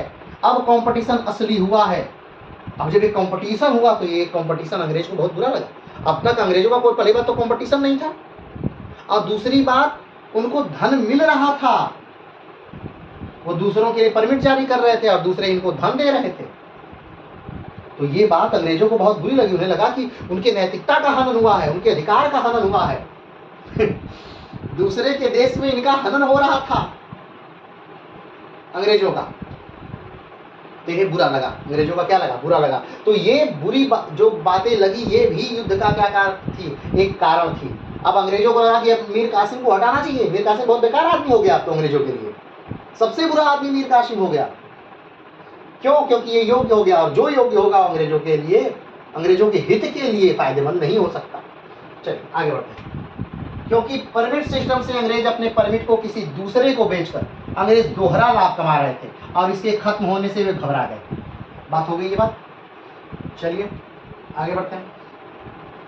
1760 में क्लाइव वापस चला गया। इस समय कार्यवाहक गवर्नर हालवेल थे। हमने कहा 1760 में क्लाइव कहा, क्लाइव ने भारत में इतना धन लूटा, कंपनी को छोड़ दीजिए, कंपनी ने जो लूटा वो तो अलग लूटा। क्लाइव ने पर्सनल अपना निजी इतना धन बनाया भारत से। किसी भी राजा के यहाँ जाकर के निजी उपहार लेना, किसी भी नवाब के यहाँ जाकर निजी उपहार लेना, उन्हें बचाने का वचन देकर के निजी उपहार लेना, इतना धन लूटा कि जब क्लाइव भारत से अपने देश ब्रिटेन गया तो कई जहाजी सामान भरकर क्लाइव के साथ गए। और अदना सा क्लाइव जब भारत में आया था कंपनी की तरफ से तो मात्र एक कलर था। धीरे धीरे उसने पदोन्नति की और गवर्नर के पद तक पहुंचा। और जब वो ब्रिटेन पहुंचा वापस तो ब्रिटेन के सबसे अमीर लोगों में से एक नाम था क्लाइव का। लोग आश्चर्यचकित कि भाई ये कंपनी का अदना सा आदमी ब्रिटेन के सबसे अमीर आदमियों में से कैसे हो गया, ये क्या हो गया। और कुछ ही दिनों में क्लाइव ब्रिटेन के संसद में एक सीट ले ली। ब्रिटेन की संसद में क्लाइव को एक सीट मिल गई। लोगों को और आश्चर्य हुआ। ब्रिटेन की संसद में लोगों ने जब क्लाइव का इतना धन देखा तो ब्रिटेन की संसद में क्लाइव पर महाभियोग भी चलाया गया। ठीक, और वो अलग विषय है कि क्लाइव ने बहुत ज्यादा धन दे करके उस महाभियोग को भी दबा दिया। बाद में क्लाइव ने आत्महत्या भी कर ली, उसके बारे में भी बात करेंगे कि क्यों क्लाइव ने आत्महत्या की, कैसे क्लाइव ने आत्महत्या की। यहाँ बात उसकी नहीं, लेकिन क्लाइव 1760 में चला गया था। उसका कार्य भी एक तरह से पूरा हो गया था। उसका निजी कार्य भी पूरा हो गया था और कंपनी का कार्य भी पूरा हो गया था, क्योंकि कंपनी का जो मूल कार्य था वो हो चुका था, प्लासी का युद्ध। ठीक, तो 1760 में क्लाइव वापस चला गया था। इस समय कार्यवाहक गवर्नर हॉलवेल थे। हॉलवेल 1756 ब्लैक होल की घटना या काल कोठरी की घटना, जिसमें सिराजुद्दौला ने 146 लोगों को बंद कर दिया था और जब अगले दिन सुबह दरवाजा खोला गया तो मात्र 23 लोग जीवित थे, ऐसा हॉलवेल कहते हैं। लेकिन बहुत सारे इतिहासकार हॉलवेल की इस बात का विरोध करते हैं कि नहीं, ऐसा नहीं हुआ था। हॉलवेल ने बस इस घटना को बढ़ा चढ़ाकर इसलिए लिखा ताकि ब्रिटेन में राष्ट्रवाद का जन्म हो और भारत में या सिराजुद्दौला को मारने का एक कारण मिले। ठीक, चल उस बात को छोड़ते हैं, आगे बढ़ते हैं। मीर जाफर जब बंगाल का नवाब बना तो उसके सामने एक और समस्या थी कि जल्दी ही बंगाल के जमींदार उसके खिलाफ विद्रोह करने लगे। मीर जाफर की कौन? मीर जाफर, मीर जाफर याद करिए, हमने बताया कि सिराजुद्दौला को हराने के बाद अंग्रेजों ने वादे के मुताबिक मीर जाफर को क्या बना दिया। अभी मीर कासिम की बात नहीं हो रही है, यहाँ तक तो मीर कासिम की बात हुई है, लेकिन फिर से हम जाफर को यहाँ इंक्लूड कर रहे हैं। तो मीर जाफर को अंग्रेजों ने क्या बना दिया? नवाब बना दिया मीर जाफर को। 1757 से 1760 तक मीर जाफर थे। ठीक, तो जल्दी ही बंगाल के जमींदार उसके खिलाफ विद्रोह करने लगे। अब बंगाल के जो जमींदार हैं उनके खिलाफ विद्रोह करने, स्वाभाविक बात है विद्रोह करने लगेंगे। भाई हम आपको कर दे रहे हैं, हम आपको धन दे रहे हैं, हम आपको पैसा दे रहे हैं, और उसके बदले हम क्या कह रहे हैं? राष्ट्र की सुरक्षा पहला, और दूसरा राष्ट्र की उन्नति, राष्ट्र की तरक्की, और दोनों ही चीजें नहीं हो रही हैं, तो विद्रोह तो करेंगे ही नवाब जागीरदार। तो जागीरदारों ने क्या कर दिया? विद्रोह कर दिया। जैसे इन विद्रोही जागीरदारों जमींदारों में कौन था? राम नारायण बिहार, राम नारायण, राजा राम उड़ीसा, और गुलाब सिंह पूर्णिया। ठीक, राम नारायण बिहार से, राजा राम उड़ीसा के, और गुलाब सिंह पूर्णिया के, इन लोगों ने क्या कर दिया? विद्रोह कर दिया। किसके खिलाफ? मीर जाफर के खिलाफ, जो सिराजुद्दौला के बाद, यानी कि प्लासी के युद्ध के बाद बंगाल का नवाब बनाया गया था, उसके खिलाफ विद्रोह कर दिया गया। ठीक, आगे बढ़ते हैं। वाटसन और क्लाइव के हस्तक्षेप से इन लोगों के विद्रोह को दबाया जा सका। इससे यह देखा जा सकता है कि उसके आंतरिक प्रशासन पर भी उसकी पकड़ नहीं थी। अब देखिए, नवाब कौन है? मीर जाफर है। फिर से बात को समझिए, जो सिराजुद्दौला है, सिराजुद्दौला को 1757 में प्लासी के युद्ध के बाद मीर जाफर के लड़के मीरन ने मार दिया। ठीक, सिराजुद्दौला को मीर जाफर के लड़के मीरन ने 1757 में प्लासी के युद्ध के बाद मुर्शिदाबाद में, उसी की राजधानी में मार दिया। चल, इसके बाद जो नवाब बने वो कौन बने? मीर जाफर, क्योंकि अंग्रेजों ने मीर जाफर से वादा किया था, क्योंकि मीर जाफर सिराजुद्दौला के सेनापति थे, और मीर जाफर से अंग्रेजों ने वादा किया था कि अगर आपकी सेना प्लासी के युद्ध में नहीं लड़ेगी तो हम आपको सिराजुद्दौला के बाद गद्दी पर बैठाएंगे। अंग्रेजों ने वैसा ही किया। सिराजुद्दौला की मृत्यु के बाद मीर जाफर को बंगाल की गद्दी दे दी, यानी बंगाल का नवाब बना दिया। क्लियर है? ठीक, अब जब बंगाल के वो नवाब बने तो वो क्या करने लगे? बार बार उन्हें पैसा देना पड़ता अंग्रेजों को, और बहुत सारा पैसा वो युद्ध के बाद दे चुके थे। सैनिकों का हर जाना उन्होंने दिया, कंपनी को बहुत सारा धन दिया, और पर्सनल क्लाइव को भी बहुत सारा धन दिया गया, और कंपनी को 24 परगना वाली भूमि हमेशा के लिए दे दी गई, वहां की दीवानी ही दे दी गई। इतना सब कुछ अंग्रेज लेने के बाद भी संतुष्ट नहीं हुए। ठीक, उन्हें हमेशा कुछ न कुछ चाहिए होता।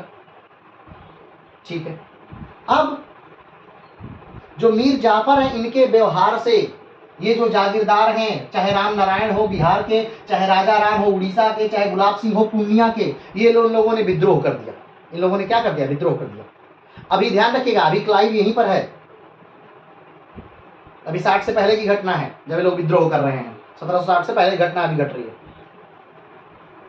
तो अब उस विद्रोह को, नवाब हम हैं, राज्य मेरा है, मान लीजिए नवाब हम हैं बंगाल के, और राज्य मेरा है, और मेरे राज्य में विद्रोह हो रहा है, और मैं उस विद्रोह को दबाने के लिए किसी विदेशी के पास मदद लेने के लिए जा रहा हूं कि भाई साहब मेरे राज्य में विद्रोह हो रहा है, मैं नवाब हूं, लेकिन विद्रोह आप दबा दीजिए। ये अपने आप में एक दुर्भाग्य था। इससे ये पता चलता है कि नवाब के हाथों में वास्तविक शक्ति थी ही नहीं, या ये जो लोग हैं नवाब को वास्तविक नवाब मान ही नहीं रहे हैं, और अंग्रेजों की मदद से उस विद्रोह को दबा दिया गया।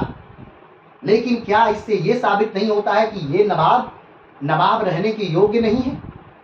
आपका राज्य, आपका देश, आपकी भूमि, सदियों से आपके लोगों ने अधिकार किया, राज्य किया, और यहां पर अगर विद्रोह हो रहा है तो एक यूरोपीय व्यक्ति उस विद्रोह को दबाएगा, और आप क्या करेंगे? नवाब आप हैं। ठीक, चलिए आगे बढ़ते हैं। ये देखा जा सकता है उसके आंतरिक पकड़ नहीं थी। मीर जाफर के समय आर्थिक व्यवस्था पूरी तरह खराब हो गई। इससे लोगों में मीर जाफर को ही जिम्मेदार ठहराया। मीर जाफर जब बंगाल का नवाब है तो बंगाल की अर्थव्यवस्था पूरी तरह से खत्म हो गई। अब क्यों नहीं खत्म होगी?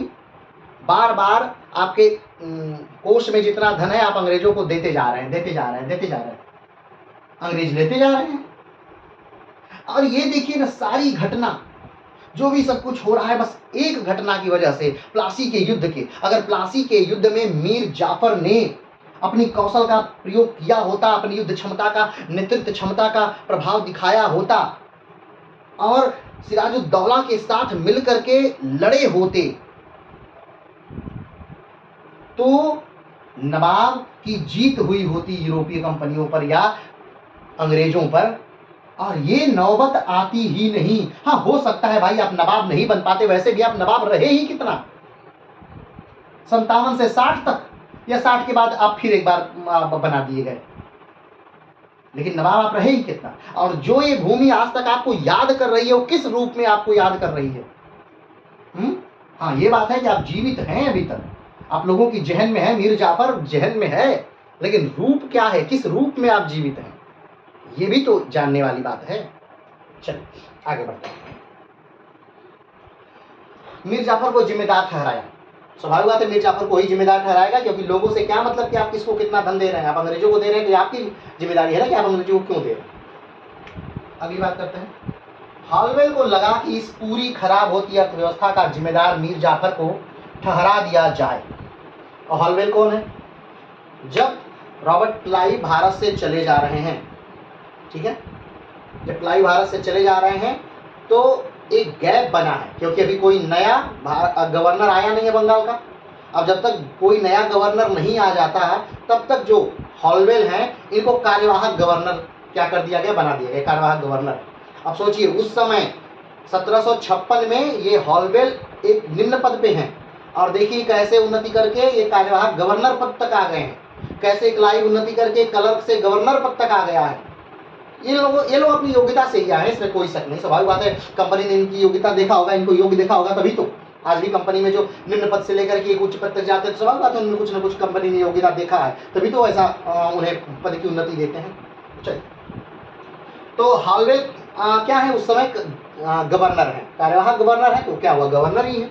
हॉलवेल को लगा कि इस पूरी खराब होती अर्थव्यवस्था। अब ध्यान रखिएगा, इस समय डचों से युद्ध हो चुका है, अंग्रेजों का, डचों से अंग्रेजों ने युद्ध कर लिया है। 60 की घटना है, 1760 की, ठीक है, ये युद्ध हो चुका है, ये उस समय की बात कर रहे हैं। तो हॉलवेल ने सोचा कि ये जो पूरी जिम्मेदारी है, ये लोगों में जो असंतोष है कि भाई इतना बुरी अर्थव्यवस्था है, इतना कुछ विकास नहीं हो रहा है, कुछ चीज़ें आ नहीं रही, कुछ चीज़ें बन नहीं रही हैं, ये पूरा जो ठीकरा है लोगों का जो असंतोष है, किसके ऊपर फोड़ दिया जाए, मीर जाफर के ऊपर फोड़ दिया जाए, और मीर जाफर को जिम्मेदार ठहरा करके मीर जाफर को हटा दिया जाए। क्योंकि मीर जाफर अब अंग्रेजों के काम लायक नहीं था, अब अंग्रेजों के काम लायक मीर जाफर नहीं था, क्योंकि मीर जाफर अब खुद चाह रहा था कि ये अंग्रेज बंगाल से निकाल दिए जाए, और इसके लिए मीर जाफर डचों से मिल भी गया था, और डचों से अंग्रेजों का युद्ध भी हो गया था, और अंग्रेजों ने डचों को हरा करके डचों को ही भारत से क्या कर दिया था, बाहर का रास्ता दिखा दिया था। ये सारी घटनाएं हो चुकी हैं। चलिए आगे बढ़ते हैं। हॉलवेल मीर जाफर को हटाने का प्लान अभी कर ही रहा था कि विंसीटाट गवर्नर बनकर आ गया। ठीक, हॉलवेल अभी सोच ही रहा है कि मीर जाफर के बारे में कुछ किया जाए, लेकिन तब तक कौन आ जा रहा है, विंसीटाट, नया गवर्नर, बंगाल का नया गवर्नर कौन आ गया, विंसीटाट, ठीक, आ गया। इसी दौरान एक घटना घटी। मीर जाफर का बेटा मीरन, जिसने सिराजुद्दौला की हत्या की थी, उसकी मृत्यु हो गई। मीरन ने, याद रखिएगा हमने बताया 1757 में प्लासी का युद्ध हुआ। प्लासी के युद्ध में, युद्ध को अभी चल ही रहा था कि जो सिराजुद्दौला था उसने भांप लिया कि मेरी हार हो जाएगी, क्योंकि मेरी सारी सेनाएं तो खड़ी हैं, बस एक दो टुकड़ी लड़ रही है। तो जो सिराजुद्दौला है युद्ध के मैदान से ऊंट पर अपनी पत्नी को बैठा करके भाग जाता है। कहाँ भाग जाता है, तो अपनी राजधानी मुर्शिदाबाद भाग जाता है। ठीक, अब मुर्शिदाबाद सिराजुद्दौला आ गया और उसी मुर्शिदाबाद में मीर जाफर का जो लड़का है जिसका नाम मीरन है, उसने सिराजुद्दौला की हत्या कर दी। ठीक है, अब कहीं न कहीं मीरन नवाब बनेगा ना, भले आज न बने, लेकिन जब उसके पिता मीर जाफर की मृत्यु होगी तब तो नवाब बनेगा, वो उसी के तो इंतजार में है। तो जब मीर जाफर क्या है, अभी नवाब है, उसी समय मीरन की क्या हो जाती है, मृत्यु हो जाती है। अब कैसे हुई मृत्यु, इसे भी छोड़ दीजिए कुछ समय के लिए, इसे बात में बात करेंगे। तो मीर जाफर के पुत्र मीरन की क्या हो गई, मृत्यु हो गई, मीरन मर गए। भाई उन्हें नवाब बनना था, उन्होंने मन में सोचा भी था, लेकिन इतिहास में क्या होगा ये वो नहीं जानते थे और ये कोई नहीं जानता। ठीक, मीरन मर गए। अब जब मीरन मर गए तो सबको अब लगा, क्योंकि अब मीर जाफर क्या हो गया है, बूढ़ा हो गया है, मीर जाफर काफी बूढ़ा हो गया है। याद करिए, हमने बताया था कि अलीवर्दी खान के समय भी मीर जाफर ही सेनापति था। मराठों के एक आक्रमण में अलीवर्दी खान ने देखा कि मीर जाफर जो है वो भाग रहा है, तो मीर जाफर की टुकड़ी को हटा करके अलीवर्दी खान स्वयं मराठों से लड़ा था और जीता था। तो तब से सेनापति है, तो वो बूढ़ा हो गया है, इसीलिए तो सब लोग उम्मीद लगाए बैठे हैं कि भाई साहब अबे मरेंगे तो हम नवाब बनेंगे, अबे मरेंगे तो हम नवाब बनेंगे। तो जो मीर जाफर का लड़का है मीरन, वो भी उम्मीद लगाए बैठा है कि भाई मेरे पिताजी मरेंगे तो हम नवाब बनेंगे। लेकिन पिताजी के मरने से पहले, मीर जाफर के मरने से पहले ही मीरन की मृत्यु हो जाती है। ठीक, अब जब मीरन की क्या हो जाती है, मृत्यु हो गई, तो कहीं ना कहीं ये चीजें क्या हो गई, बदल गई। अब गृह युद्ध की स्थिति, तो हमने क्या कहा कि मीरन की क्या हो गई, मृत्यु हो गई। ठीक, मीरन की मृत्यु के बाद मीर कासिम और मीरन के लड़के में उत्तराधिकार का युद्ध हो गया। हमने क्या कहा, मीरन की मृत्यु हो गई। अब तक ये था कि मीर जाफर की मृत्यु के बाद उसका पुत्र मीरन नवाब बनेगा, और अंग्रेज भी मीर जाफर को अगर हटाते तो हो सकता है मीरन को ही नवाब बनाते, लेकिन मीर जाफर के पुत्र मीरन की क्या हो गई, मृत्यु हो गई। तो अब दो लोग उत्तराधिकार के युद्ध में आए, एक मीरन का पुत्र, ठीक, मीरन का पुत्र भी अब क्या बनना चाहता है, नवाब बनना चाहता है, और दूसरा मीर जाफर का दामाद मीर कासिम। अब मीर कासिम और मीरन का लड़का, मीर कासिम कौन, मीर जाफर का दामाद मीर कासिम, और मीर जाफर के पुत्र मीरन का लड़का, इन दोनों में उत्तराधिकार का युद्ध प्रारंभ हो गया। मीर जाफर और मीरन के लड़के में उत्तराधिकार का युद्ध प्रारंभ हो गया। ठीक है, समझ रहे बात? चलिए आगे बढ़ते हैं। इस उत्तराधिकार के युद्ध में अंग्रेजों ने मीर कासिम का साथ दिया और उसे 1760 में गद्दी पर बैठा दिया। अब मीरन का पुत्र और मीर कासिम दोनों लोग लड़ रहे हैं, और उसमें अंग्रेजों ने फिर से चाल चली। ध्यान दीजिए, देख लीजिए, ये अंग्रेज किसी के नहीं है। इससे पहले सिराजुद्दौला के सेनापति को अपने पक्ष में कर लिया, उससे ये कहकर कि तुम्हें हम क्या बनाएंगे, नवाब बनाएंगे। और आज जब वो सेनापति नवाब बनकर बैठा है तो उसके पुत्र की ये सहायता नहीं कर रहे हैं उत्तराधिकार की लड़ाई में, ये उसके दामाद की सहायता कर रहे हैं, मीर जाफर के दामाद की सहायता कर रहे हैं अंग्रेज। और इसमें अंग्रेज जो हैं वो किसका साथ देते हैं, मीर कासिम का, और 1760 में मीर कासिम जो है वो गद्दी पर बैठ जाता है। अब ये बातें इसके बाद की हैं, गद्दी बैठने की ये बातें जो हैं ये इसके बाद की हैं। 1760 में मीर कासिम उत्तराधिकार के युद्ध में अंग्रेजों की सहायता से जीत जाता है, मीरन के पुत्र की हत्या कर दी जाती है, और मीर कासिम क्या हो गया, गद्दी पर बैठ गया, यानी बंगाल का नवाब बन गया। चलिए आगे बात। मीर कासिम 1760 से 1763 तक बंगाल का नवाब था। अब आप कहेंगे कि भाई 1760 से 1763 तक क्या मीर कासिम मर गया? नहीं, मीर कासिम मर नहीं गया। अंग्रेजों ने मीर कासिम के खिलाफ खुले युद्ध की घोषणा कर दी और खुला युद्ध हो गया, और उस युद्ध में मीर कासिम हार गया। उसके बाद मीर कासिम कहाँ गया ये किसी को नहीं पता।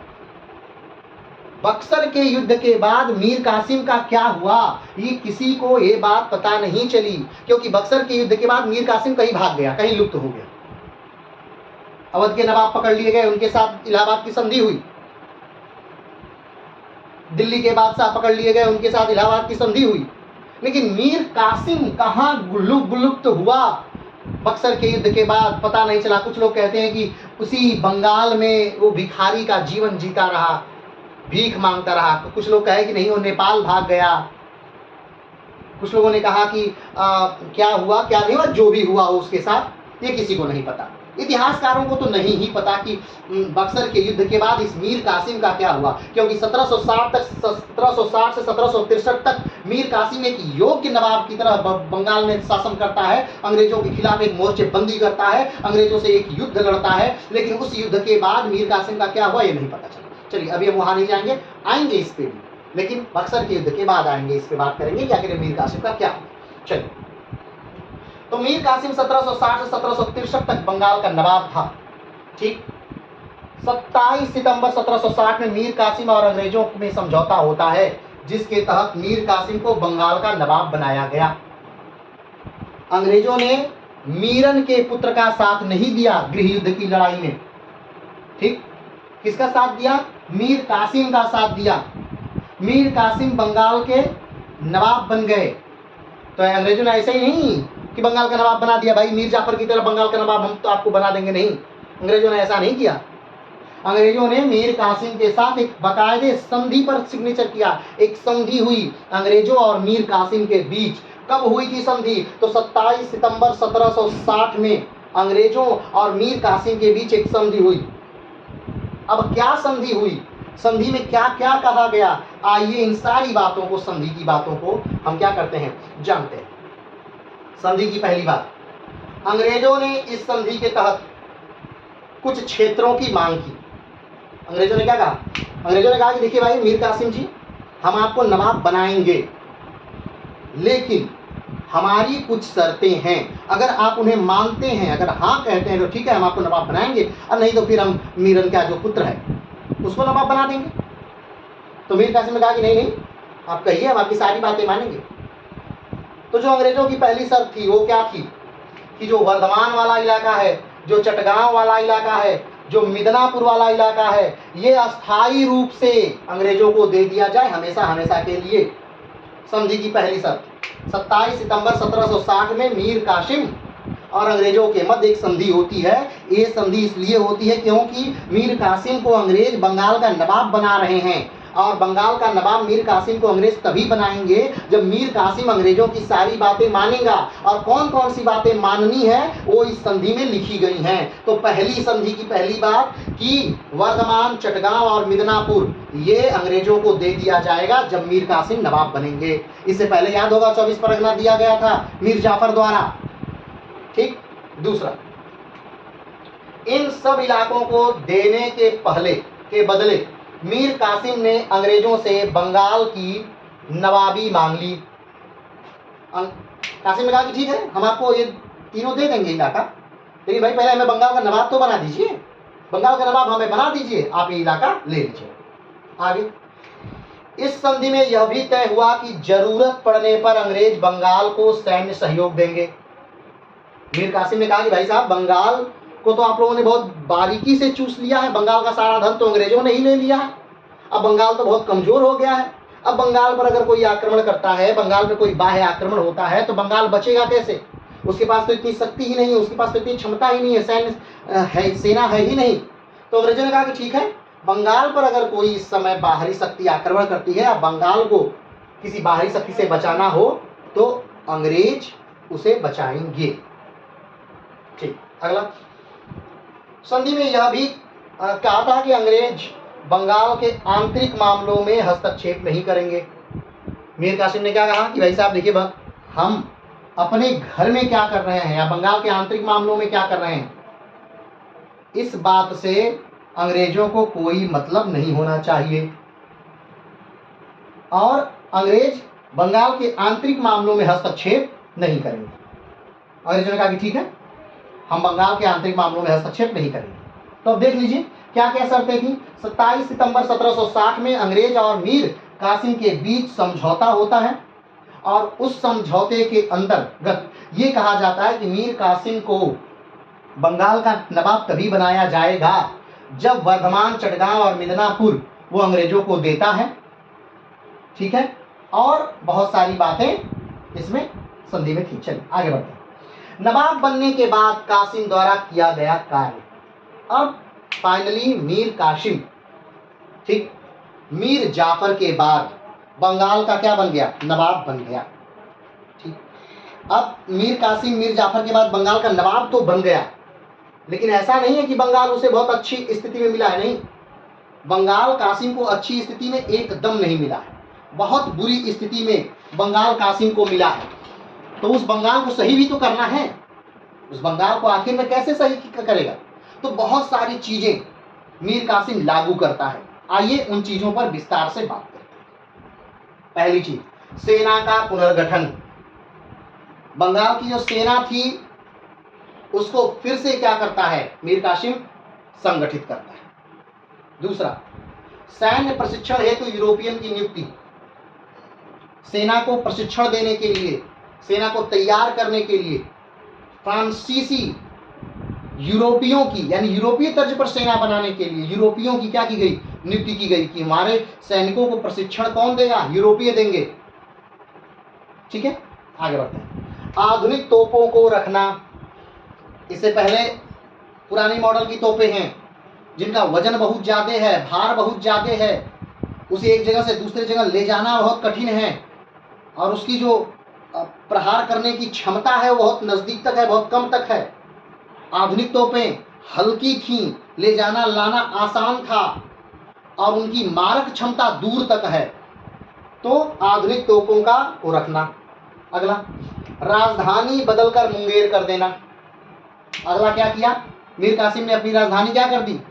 मुर्शिदाबाद से बदलकर मुंगेर कर दी। कारण क्या था? कारण ये था कि जो मुंगेर था वो अंग्रेजों की पहुंच से भी थोड़ा दूर था, अंग्रेजों को सेना लेकर जाना पड़ेगा मुंगेर, यानी समय लगेगा कुछ पहुंचने में। लेकिन मुर्शिदाबाद उनके गढ़ में है, जब इच्छा होगी अंग्रेज आ जाएंगे। क्या हो रहा है सब कुछ उन्हें पता चलेगा। तो अपनी चीजों को अंग्रेजों को ना बताना उद्देश्य था किसका? मीर कासिम का। नहीं चाहता था उसकी चीजें अंग्रेजों को जल्दी पता चले, तो इसलिए उसने सबसे पहले क्या कर दी? राजधानी ही बदल दी, क्योंकि सारा कार्य जो होगा वो राजधानी में ही तो होगा। आगे बढ़ते हैं। दिया गया, मुंगेर की किलेबंदी करना प्रारंभ किया गया। किलेबंदी यानी किसी भी चीज को सुरक्षित करने के लिए एक उसका घेरा किया जाता है। इसका सबसे बड़ा उदाहरण चीन है। सोचिए बीसी में जब एक तरफ भारत में चंद्रगुप्त मौर्य का समय है, उसी समय चीन अपने आक्रमणकारियों से बचने के लिए एक दीवार का निर्माण कर देता है। उसी चीन की दीवार कहा जाता है ग्रेट वॉल ऑफ चाइना। ठीक, तो उसी प्रकार ये भी क्या कर रहा है? मुंगेर की किलेबंदी कर रहा है। हाँ, ये उतने बड़े स्तर पे नहीं कर रहा है, चीन की दीवार अभी नहीं बना दे रहा है या भारत में ऐसी कोई दीवार नहीं बन रही है, लेकिन हाँ हम बस बात बता रहे हैं कि आक्रमणकारियों से बचने के लिए मुंगेर की किलेबंदी हो रही है, चारों तरफ दीवारें बनाई जा रही हैं। ठीक, अगला, मुंगेर की किलेबंदी करना। अधिकारियों से बकाया राशि लेना प्रारंभ किया गया। अधिकारियों से, जागीरदारों से, जमींदारों से, ऐसे सारे लोग जिस पर राज्य का पैसा बाकी था उससे पैसे को वापस लिया गया। पैसा क्या किया गया? वापस लिया गया। जिस पर भी राज्य का पैसा बाकी था उसे क्या किया गया? वापस लिया गया। बिहार के दीवान राम नारायण का निलंबन कर दिया गया। ऐसे कोई भी व्यक्ति, बिहार के जो दीवान है राम नारायण, उसका क्या कर दिया गया? हटा दिया गया। या फिर ऐसा कोई भी व्यक्ति जो राजा के सपोर्ट में, नवाब के सपोर्ट में नहीं है, या नवाब को लगता है कि नहीं ये बढ़िया व्यक्ति नहीं है, इस यहाँ से बढ़िया इनकम नहीं प्राप्त हो रही है, या कहीं भी ये राज्य के लिए अच्छा व्यक्ति नहीं है, या अंग्रेजों का सहयोगी है, ऐसे सभी व्यक्तियों को हटा दिया गया, उन्हें निलंबित कर दिया गया। ठीक, बंगाल में नए कर लगाए गए। कर हमेशा कोई राजा क्यों लगाता है? ताकि उसके राज्य में इनकम बढ़ जाए, आमदनी बढ़ जाए। तो बंगाल में भी क्या लगा दिए गए? नए कर लगाए गए।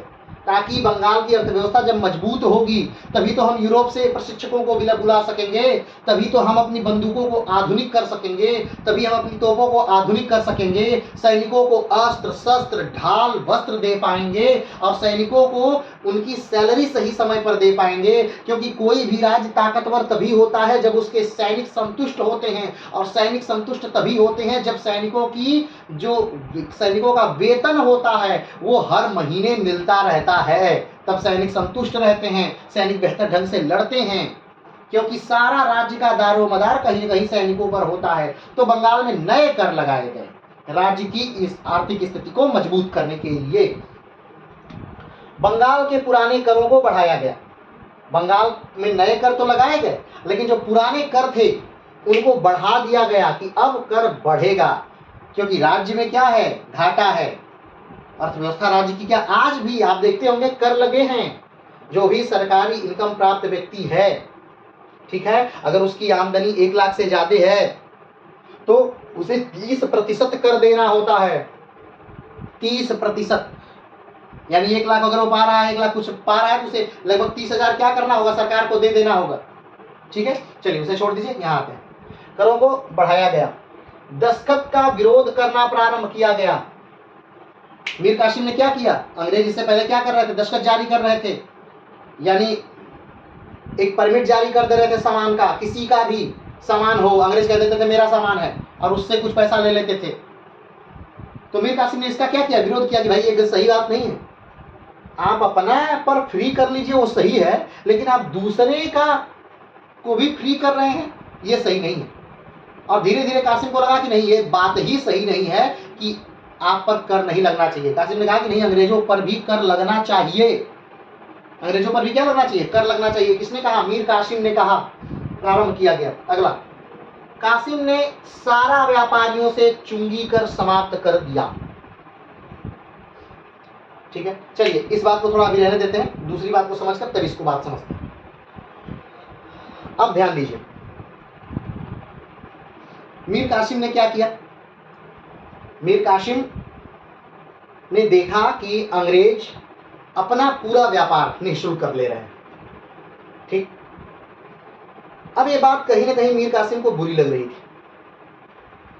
तो मीर कासिम ने क्या किया, मीर कासिम अंग्रेजों के पास गया और जो अंग्रेजों के उस समय के गवर्नर हैं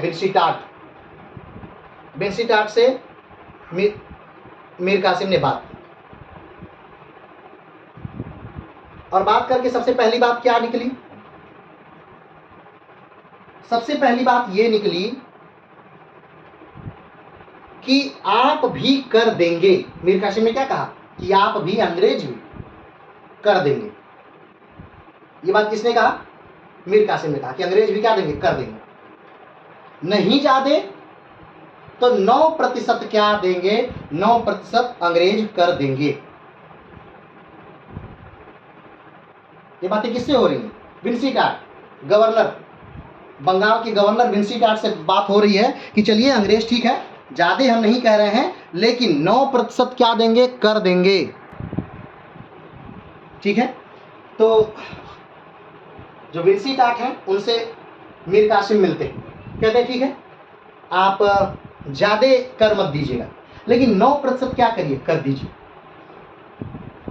अब ध्यान दीजिए, बेंसीटाट जो है वो गवर्नर हैं, लेकिन उनके हाथ में इतनी पावर नहीं है कि वो ये बात मान सके, क्योंकि ये बात बहुत बड़ी बात है, कंपनी का बहुत बड़ा व्यापार है। वो 9% कर बहुत ज्यादा रकम हो जाएगी और वो कहीं ना कहीं बंगाल को समृद्ध करेगी और बंगाल कहीं ना कहीं अंग्रेजों को नियंत्रित करेगा।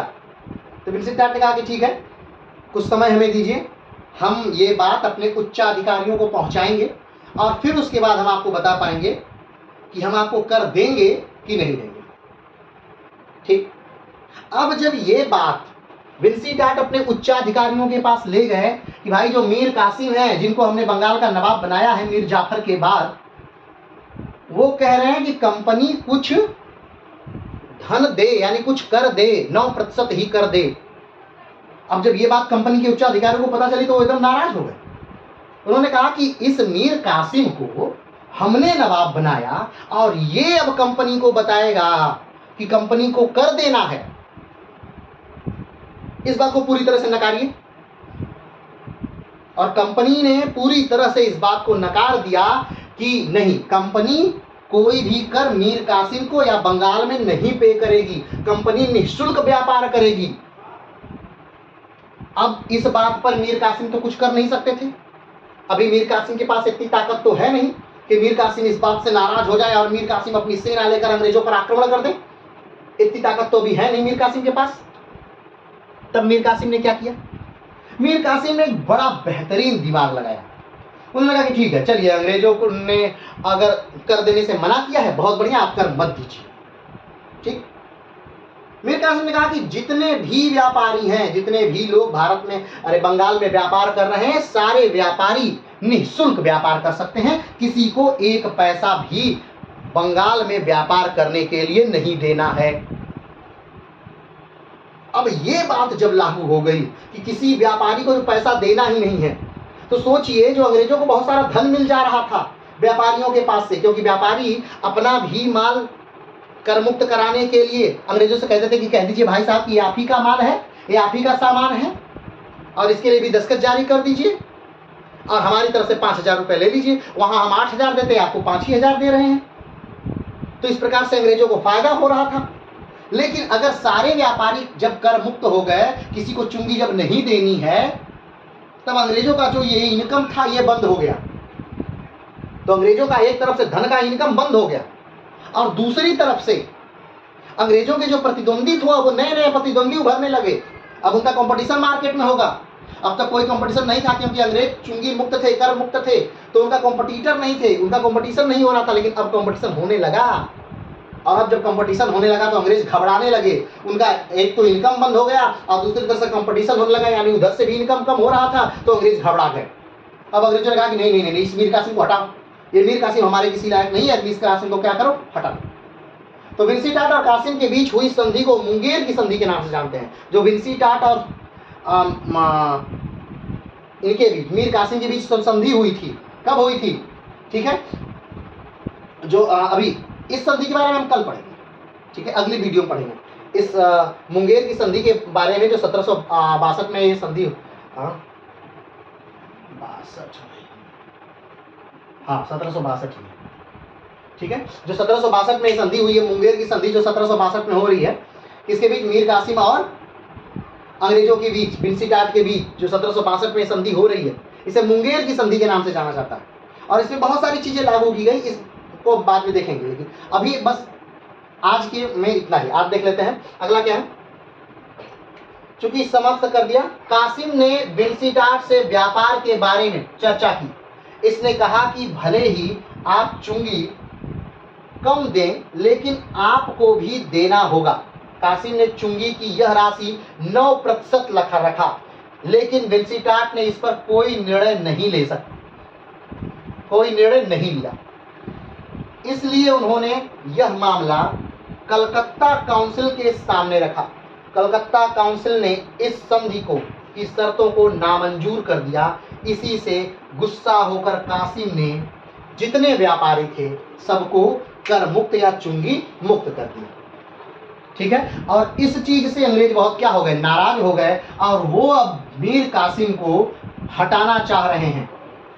ठीक, लेकिन अब इतना आसान नहीं है मीर कासिम को हटाना। कारण, क्योंकि मीर कासिम ने मुंगेर की किलेबंदी कर ली है। मीर कासिम ने अपने सैनिकों में आधुनिक हथियार वितरित किए हैं। मीर कासिम ने अपने सैनिकों को यूरोपीय पद्धति से प्रशिक्षित किया है। मीर कासिम ने शमरू को, फ्रांसीसी सैन्य प्रशिक्षक को नियुक्त किया है, और जो बेहतरीन सैन्य प्रशिक्षक है, जो शमरू है, वो भारत का ही होकर रह जाएगा, भारत में ही बस जाएगा, उसकी मृत्यु भी भारत में ही हो जाएगी, उसके वंशज भारत में ही बहुत दिन तक शासन करेंगे। बात समझ रहे हैं? तो इतना आसान नहीं है मीर कासिम को हटाना। तो ये रहा मीर कासिम का पहला भाग, या बंगाल का 11वां भाग और मीर कासिम का पहला भाग। आगे आने वाले भागों में हमें क्या पढ़ना है? तो हमें पढ़ना है पटना हत्याकांड, हमें पढ़ना है मुंगेर की संधि, और हमें पढ़ना है बक्सर का युद्ध। पटना हत्याकांड बक्सर के युद्ध का तत्कालिक कारण था, क्योंकि पटना में मीर कासिम ने बहुत सारे लोगों की हत्या कर दी, बहुत सारे अंग्रेजों की हत्या कर दी। जो अंग्रेजों को खुली चुनौती थी कि आइए अब युद्ध होगा, और युद्ध हुआ कई जगहों पर। मीर कासिम जीता भी, बहुत योग्यता से वो जीता भी, लेकिन किन्हीं कारणों से वो हारा और वो भाग करके फिर अवध के नवाब और दिल्ली के बादशाह के पास जा करके एक त्रिकुट बनाने की मांग करता है, और तो वो मांग पूरी भी होती है। और किस प्रकार से बक्सर का युद्ध होगा वो आगे आने वाले भागों में हम विस्तार से देखेंगे। तो आज के लिए इतना ही, तब तक के लिए नमस्कार, धन्यवाद, जय हिंद।